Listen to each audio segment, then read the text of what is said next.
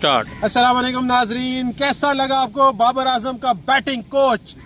Batting coach क्या है, बाबर आजम का कुछ और नहीं कहा। आपको कैसा लगा? मैं हूँ क्रिकेट यारी, बहुत ही मज़ा आया बाबर आजम का कोच देखने का, और उसका नाम है मोहम्मद हारिस। मेरे साथ है रिजवान उल हक। इनसे पूछेंगे आपको कैसी कोचिंग लगी हुई है हारिस? हारिस की तो मैं ये कहूँगा कि अली हारिस को ना तो मुफ्त में ही उनको शोहरत मिल गई है। पहले शायद उनकी शोहरत उन्होंने सेंचुरी भी की, उससे भी उनको शोहरत नहीं मिली। ये 7-8 इनिंग में फ्लॉप जो जा रहे हैं उससे शोहरत मिल गई उनको। और मैं कहूँगा उड़ता तीर उन्होंने ले लिया है। क्या जरूरत थी? नहीं उड़ता तीर PG सीने पे ले लिया, प्लीज आप ऐसी बातें मत किया करें। मैंने आज तक आपके साथ ऐसी कोई बात नहीं की, ना मैंने अपने व्यूवर्स के साथ ऐसी बात की है। मुझे ये बताएं आपको व्यूवर्स कैसी लगी बाबर आजम की बैटिंग कोच की बैटिंग? इसी से पूछते हैं रिजवान उल हक से कि आप सिर्फ ये बताएं कि कोचिंग तो साइड पे करें, उनकी बैटिंग कैसे लगी आपको? वाह, कितना स्कोर किया। पहले 0 पे वो बोल्ड होते होते बचे और बाई का चौका करा दिया। फिर पहले मैच में भी बोल्ड होते होते बचे, फिर बाई का चौका हुआ। तो आप यार बाई के चौके कराने में माहिर है। वाह, वंडरफुल कोच। तो कैसी लगी आपको उनकी बैटिंग? बताऊं अली कि वो देखें, आप एक ओपनर को आप 7वीं स्लॉट पे खिला रहे हैं, मोहम्मद नवाज के बाद उनको भेजा जा रहा है। तो 7वीं स्लॉट इसलिए भी ज़्यादा खतरनाक है क्योंकि इस पे एक तो बॉल्स आपके पास बहुत कम होंगी और आपको उस पर मैक्सिमम स्कोर करना है।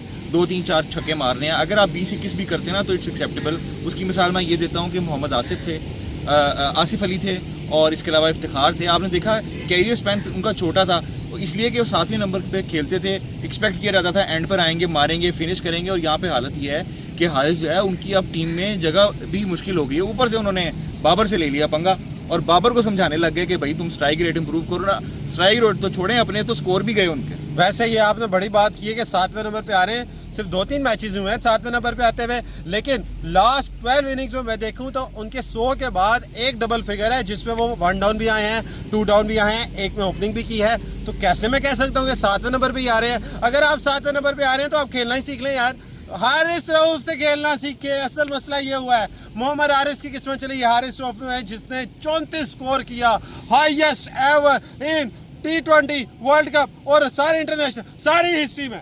नहीं आप वो देखें, मैं तो वो ये कह रहा था कि एक तो उन पे प्रेशर भी थोड़ा कम किस था। पे? हारिस रऊफ पे ज़रा यार नहीं मोहम्मद हारिस पे कौन सा प्रेशर है? खुद आप ले लें प्रेशर तो अलग बात है। ये बात बताऊं अली, एक तो आपने हारिस की बात की। हारिस के अलावा हमें पूरी टीम पाकिस्तानी, हम बाबर आजम को कहते थे कि वो स्पिन के अगेंस्ट कमज़ोर हैं, बाकी काफ़ी ज़्यादा आपके एनालिस्ट भी कहते थे। लेकिन मुझे तो यहाँ पे पूरी पाकिस्तानी टीम राशिद खान के अगेंस्ट और स्पिन के अगेंस्ट काफ़ी कमज़ोर लगी। लेकिन व्यूवरशिप बढ़ाने का ये एक तरीका था, मैं आपको बताऊं। मोहम्मद हारिस ने जान के किया ताकि मेरे व्यूवर्स बढ़ जाएं, लेकिन वो नीचे गिर गए। उन्हें नहीं पता था कि बाबर का एरा है, बाबर का ऑरा है हर जगह। लेकिन मैं आपको ये बता दूं, मुझे तो बड़ा इंप्रेस किया मोहम्मद हारिस की बैटिंग है, क्योंकि मैं समझ रहा था 0 पे आउट होंगे, लेकिन उन्होंने 1 स्कोर किया। पिछले मैच में एशिया कप तक चलेंगे और प्लेइंग 11 का हिस्सा ही बनेंगे, क्योंकि उनके पास है बहुत बड़ी पर्ची, उनका बहुत बड़ा रेफरेंस है PCB के अंदर। अब मैं ये नहीं कहूँगा क्या, क्योंकि मोहसिन नकवी ने एक ट्वीट भी किया था कि प्लीज़ मोहम्मद हारिस को करो सपोर्ट।